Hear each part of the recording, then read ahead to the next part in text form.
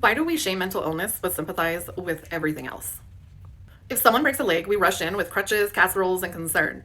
But if someone breaks down emotionally, they often hear things like, get it together. Why do we treat mental illness like it's a character flaw instead of what it really is, a health condition? Let's talk about why we still shame mental illness while sympathizing with just about everything else. Let's call it what it is. We still treat physical health as, well, real, and mental health as a choice.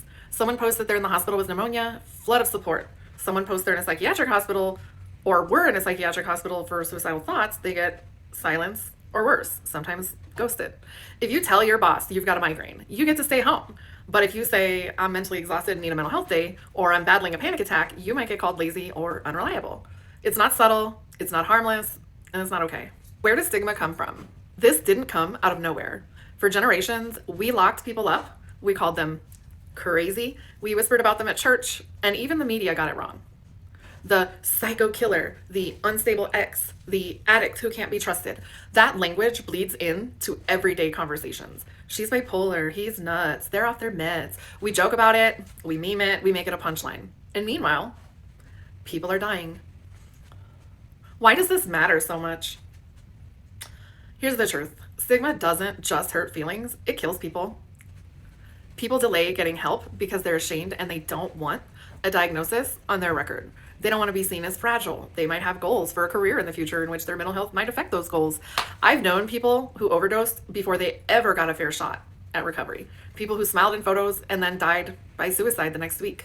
They were performing okay because they didn't feel safe being honest. And that performance costs lives. How do we fight this stigma? So what do we do instead? We talk about it out loud. We normalize therapy, medication, asking for help, whatever treatment methods people choose.